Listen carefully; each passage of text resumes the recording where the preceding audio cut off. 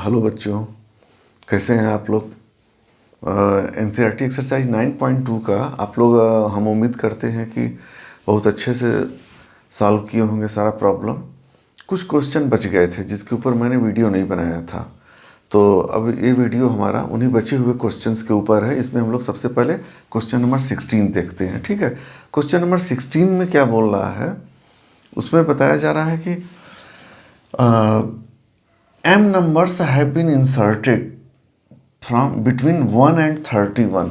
1 और 31 के बीच में m numbers insert कर दिए गए such that the resulting sequence is in AP। इस तरह से insert किया गया है m नंबर को 1 और 31 के बीच में कि जो रिजल्टिंग sequence हमारी वह AP में बन गई। और इसमें दिया हुआ है, इसमें आगे भी दिया है कि 7th नंबर और m-1th नंबर का रेशियो 5/9 है। ठीक, ये दे दिया है कि 7th नंबर और m-1th नंबर का रेशियो 5/9 है। तो m की वैल्यू फाइंड करनी है। ठीक, इससे हमको ये पता चल जाएगा कितने नंबर इंसर्ट हुए थे। अब यहाँ देखिए, 1 फर्स्ट हो गया, 31 लास्ट हो गया, और यह पूरा AP में है, तो नंबर ऑफ टर्म्स क्या होंगे। m तो इंसर्ट हुए हैं और 1 और 31 पहले से थे, तो नंबर ऑफ टर्म्स हो गए 2, m+2। ठीक है, तो यानी यह जो है m+2th टर्म है इस AP का, और यह फर्स्ट टर्म है। तो अगर हम इस फार्मूला में अप्लाई कर दें कि m+2th टर्म वाले में या nth टर्म के फार्मूला में, तो हमको कॉमन डिफरेंस मिल जाएगा। और जब कॉमन डिफरेंस मिल जाएगा, फर्स्ट टर्म पता ही है, तो यहाँ भी हम a7 की वैल्यू रख देंगे और a⁻m-1 की वैल्यू रख सकते हैं। तो क्या हो जाएगा यहाँ पे, अकॉर्डिंग टू क्वेश्चन, यह आपका हो जाएगा Tm+2 is equal to 31 and a is equal to 1। d unknown है, तो क्या हो जाएगा, यहाँ पे आपको मालूम है कि Tn is equal to a+n-1 into d। Conventionally a is the first term and d is the common difference and Tn is the nth term. These facts you know. So what will be there here? यहाँ पे हो जाएगा 31 is equal to a की जगह पे क्या हो, 1 plus n number of term, यहाँ से पूरा यहाँ तक, तो number of term m+2 - 1 into d। n जो है नंबर ऑफ टर्म था nth टर्म के लिए, तो यहाँ 31 जो है m+2th टर्म है, क्योंकि m तो इंसर्ट हो गए और एक ये और एक ये, तो 31 is equal to 1 plus m+2 - 1 into d। तो इससे हमको क्या मिल गया, m+1, और यह 1 इधर आ गया 30, तो implies that d is equal to 30 upon d is equal to 30 upon m+1। एक हमको वैल्यू मिल गई d की। अब इस d की इस वैल्यू को हम लोग आगे अप्लाई करेंगे। अब देखिए, यहाँ इस क्वेश्चन में एक सबसे खतरनाक बात क्या दी गई है कि a7, अभी तक जो हम लोग माइंड सेट है कि a7 का मतलब 7th टर्म, a7 लिखें चाहे t7 लिखें, आपको बताया गया है both have the same meaning. और am-1 का मतलब m-1th टर्म। ठीक है, लेकिन यहाँ पे क्या है, इस क्वेश्चन में a7 जब आप लिखेंगे तो यहाँ से शुरू हो रहा है काउंटिंग। तो a7 देखिए, यहाँ से अगर आप आगे करते a3 कौन सा टर्म है, 4th टर्म है, न कि 3rd टर्म। तो a7 हमारा 8th टर्म होगा, ये चीज़ ध्यान रखिए। तो जब 8th टर्म होगा a7, और am-1 हमारा m-1 नहीं होगा, mth टर्म होगा।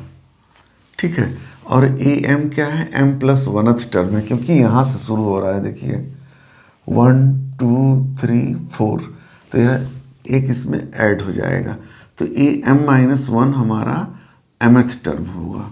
ठीक है, और a7 हमारा 8th टर्म होगा। ये ध्यान देने वाली बात है। इसको a7 नंबर ऑफ टर्म नहीं, नंबर ऑफ टर्म इसमें 1 ऐड करेंगे तब मिलेगा। क्योंकि ये एग्जैक्टली इंसर्टेड नंबर है। ये 7 is the inserted number, seventh inserted number, not the seventh number of the AP. ये चीज़ ध्यान रखिए। इस क्वेश्चन में एक ट्रिक था, और अगर आप इसको जैसे ही आप इसको सेवेंथ टर्म मानेंगे क्वेश्चन पूरा गलत हो जाएगा। तो क्या हो जाएगा यहाँ पे, अकॉर्डिंग टू क्वेश्चन A7 जो है A7 हो जाएगा यहाँ पे 1 plus 7D upon 1 plus M -1 plus 1। तो यह आ जाएगा M-1 इंटू डी। ये देखिए मैं कहाँ से लिख दिया, ये ध्यान रखिए, 5/9 A प्लस N-1, यही ना होता है, फार्मूला यही है। तो Tn हमारा क्या है, एट्थ टर्म है, कौन, A7। तो एट्थ टर्म क्या होगा, 1 प्लस 8-1 इंटू डी। और M-1 क्या है, हमारा mth टर्म है, क्योंकि यह हमारा M+1th टर्म है और यह हमारा M+2nd टर्म है। तो यहाँ पे जब हम इसको लिख रहे हैं तो इसका मतलब mth टर्म लिख रहे हैं। तो mth टर्म क्या होगा, 1 plus M-1 into d is equal to 5/9। यहाँ से मिल गया, और डी की जगह हम उठा के रख देंगे, क्योंकि डी अननोन है, डी की वैल्यू हमें पता नहीं है।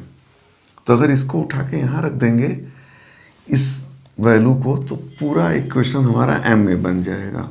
ठीक, तो क्या बनेगा फाइनली जब इसको सॉल्व करेंगे, तो यहाँ 1 प्लस 7 इंटू 30 अपॉन M+1, और यह हो जाएगा whole upon 1 plus M-1 into 30 upon M+1 is equal to 5/9। ये आ जाएगा 1 plus M-1 into 30 upon M+1 is equal to 5/9। अब इसको सॉल्व करना है तो m की वैल्यू आ जाएगी हमें। इसको अब हमारा अब यहाँ पे पूरा फोकस हो गया, तो इसको क्या करेंगे, इसको पहले यहाँ से रब कर दीजिए सब पूरा, केवल काम की चीज़ यहाँ रखिए, और उसी को लेके आगे हम लोग सॉल्व करते हैं।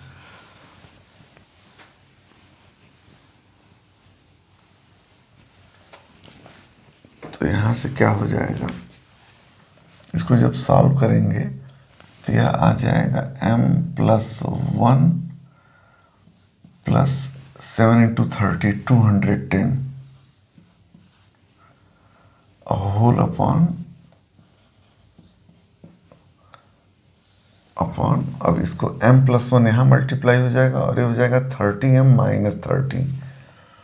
तो M+1 plus 30M - 30, M+1 plus 30M - 30 whole upon M+1 is equal to 5/9। ये आ जाएगा। ठीक है, अब इसको क्या करेंगे, M+1 कैंसिल हो जाएगा, तो जो हमारा फ्रैक्शन आएगा या M+211 upon 31M - 29 is equal to 5/9 आ जाएगा। तो यहाँ से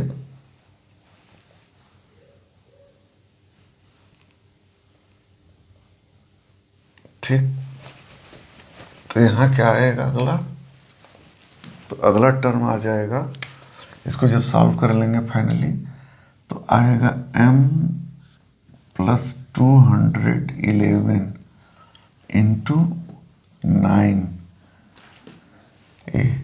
इज इक्वल टू 5 इंटू 31 है माइनस 29। तो इसमें मल्टीप्लाई हो जाएगा तो ये हो जाएगा 9m प्लस मल्टीप्लाई हो गया is equal to 155m minus 145। ठीक, अब इसको सॉल्व कर लीजिए। m इधर जाएगा तो क्या हो जाएगा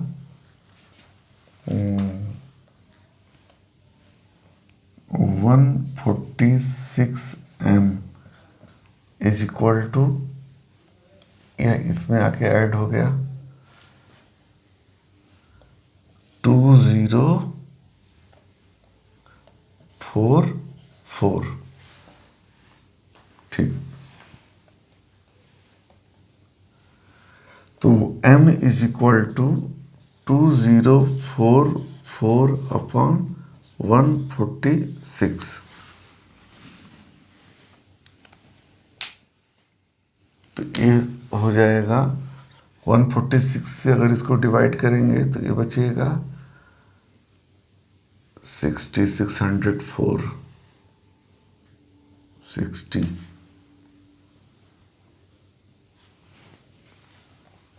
तो यह आ जाएगा 1022 अपॉन 73। अब फिर इसको जब सॉल्व करेंगे फर्दर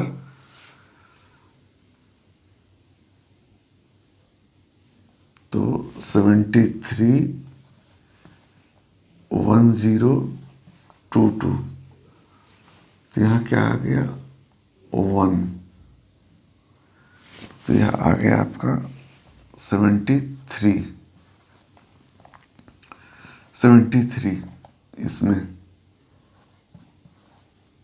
तो यह आ गया 929। ठीक है, और यह 2 तो 4, तो यह आ गया आपका 14। तो m इज इक्वल टू 14, ये आंसर आ जाएगा m की वैल्यू। ठीक है, तो इस तरह से ये तो रहा क्वेश्चन नंबर 16। अब क्वेश्चन नंबर 17 भी आप इसी तरह सॉल्व करिए और वीडियो को पॉज करके पहले अपने ट्राई करिए, उसके बाद देखिए, उसके बाद यहाँ वीडियो में सलूशन देखिएगा। मैं उम्मीद करता हूँ कि ये समझ में आ गया होगा। इसमें इस क्वेश्चन का जो सबसे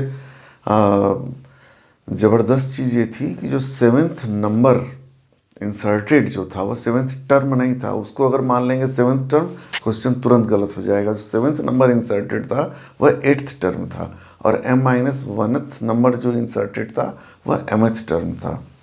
तो यहाँ ये चीज़ ध्यान रखिएगा कि टर्म कौन सा है। जो नंबर है कोई ज़रूरी नहीं कि वही टर्म हो, क्योंकि वह इंसर्टेड नंबर था। ठीक है, अब क्वेश्चन नंबर 17 और 18 ये दो प्रॉब्लम इसमें बच रहे हैं, और ये दोनों वर्ड प्रॉब्लम है। अभी तक आप जो कर रहे थे वो direct nth term, sum of n terms और कॉमन डिफरेंस और फर्स्ट टर्म, इससे रिलेटेड था। लेकिन अब आप वर्ड प्रॉब्लम है इसमें 17 में क्या बोल रहा है, a man starts repaying a loan as first installments of ₹100। तो जो उसका फर्स्ट इंस्टॉलमेंट था क्वेश्चन नंबर 17 कितना था, ₹100। ठीक है, ₹100। If he increases the installment by ₹5 every month, what amount he will pay in 30th installment। 30th installment वो बोल रहा है कि जो पहला इंस्टॉलमेंट है, किसी आदमी ने लोन लिया था, रीपे कर रहा है, लोन को चुका रहा है, वापस कर रहा है, तो पहला इंस्टॉलमेंट 100 का था और हर महीने वह 5 रुपीज़ इंक्रीज करता जा रहा है। तो बताइए कि जो 30th इंस्टॉलमेंट होगा वह कितना होगा। ये आपको पता चल रहा है कि डिफरेंस है, एक फिक्स्ड अमाउंट से इंक्रीज कर रहा है सक्सेसिव इंस्टॉलमेंट, तो एपी बन गया यहाँ पे। तो यहाँ पे according to question a is equal to 100 rupees, 100 नहीं बल्कि 100 हो जाएगा, और यहाँ पे डी इज इक्वल टू 5 और n इज इक्वल टू 30। तो टी एन आपसे पूछ रहा है 30th इंस्टॉलमेंट का मतलब कि T30। आपको पता है T n is equal to a plus n minus 1 into d. देखिए जब भी क्वेश्चन सॉल्व करिए तो पहले बेसिक फार्मूला लिखिए, जो सेट प्रोसीजर है सॉल्व करने का। आप डायरेक्ट बिना फार्मूला लिखे मत सॉल्व करिए, भले चाहे कितना भी इजी क्वेश्चन हो। तो T30 is equal to 100 A plus A की जगह पे प्लस n माइनस 1, तो क्या हो गया 29 ए माइनस 1 n माइनस 1, तो n की वैल्यू 30 है तो n माइनस 1 यानी 29 इंटू डी, डी की वैल्यू क्या है 5, तो ये हो गया 100 प्लस, तो ये हो गया 245 T30, यानी कि जो 30th इंस्टॉलमेंट होगा वह होगा ₹245 का। ठीक है, तो ये बहुत आसान सा क्वेश्चन था। अगर एग्जाम में आएगा भी तो फॉर 1 मार्क ये क्वेश्चन आपसे पूछा जाएगा। अब इसके बाद क्वेश्चन नंबर 18। क्वेश्चन नंबर 18 भी आप वीडियो को पॉज करिए और उसके बाद पहले अपने ट्राई करिए, फिर पूछिएगा, फिर वीडियो देखिए। क्वेश्चन नंबर 18 में क्या है, and this is the last problem of NCERT exercise 9.2। Okay, तो इसमें क्या है,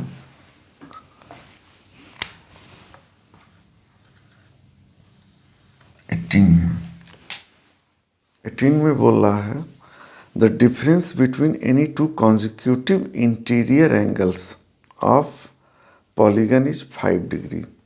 Two consecutive interior angle of polygon is 5 degree. If the smallest angle is 120 degree, find the number of the sides of the polygon.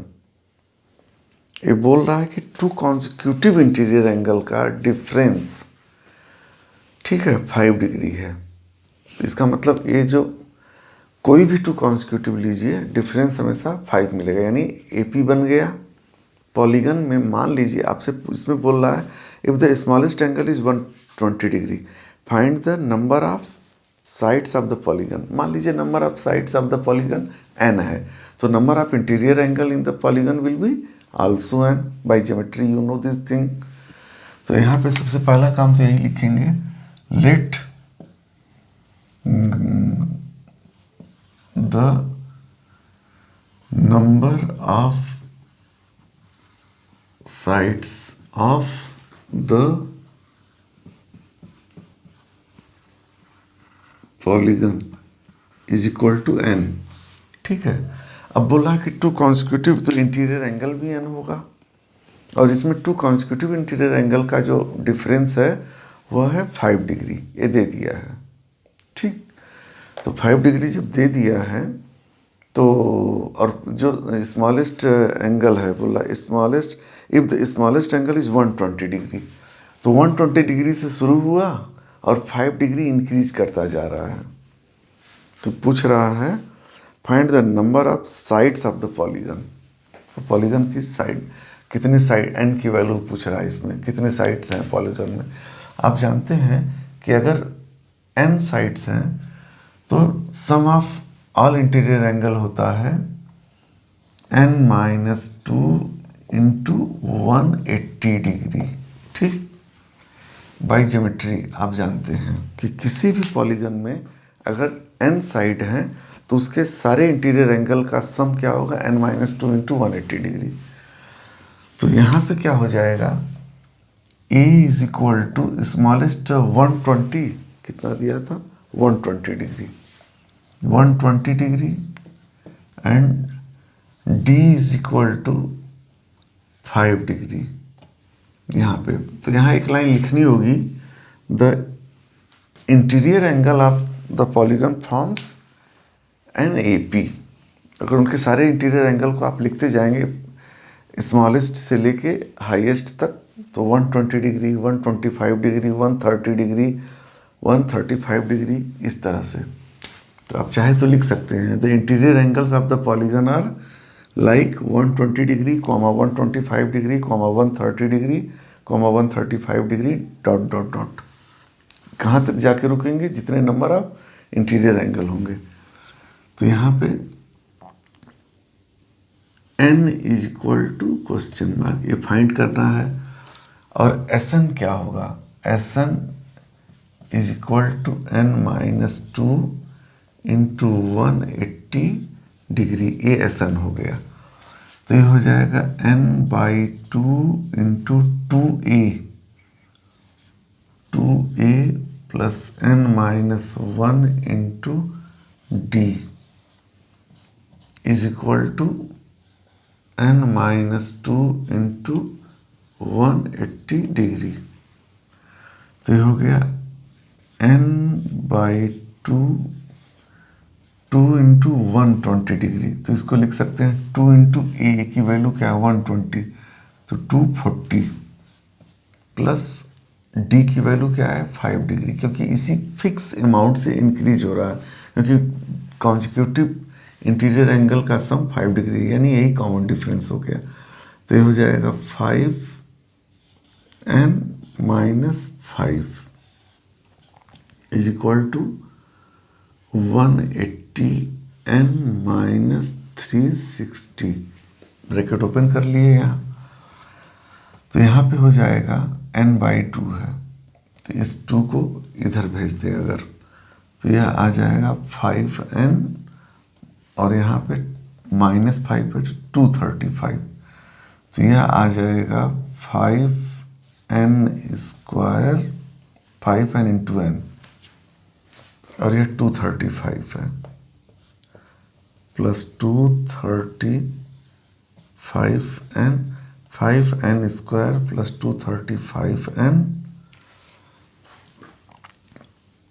235n is equal to ये 2 यहाँ multiply हो जाएगा 360n -720, ये आ गई वैल्यू। इसको जब फिर बनाएंगे तो यहाँ 5 से हम डिवाइड भी कर सकते हैं। चलिए वो तो काम बाद में भी हो सकता है। 5n², और यह इसमें आके सब्ट्रैक्ट हो जाएगा, तो -360 प्लस 235, तो क्या होगा? 5 2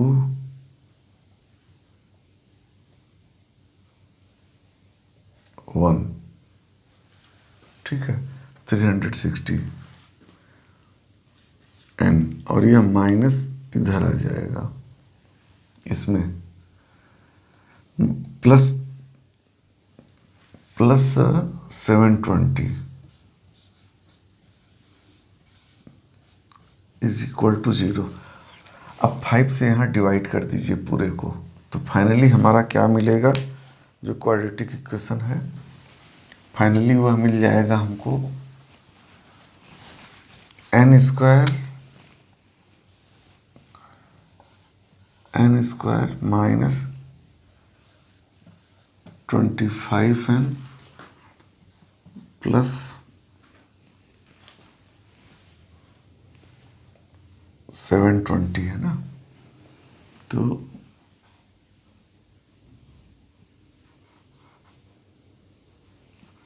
ये आ गया 144, ठीक है।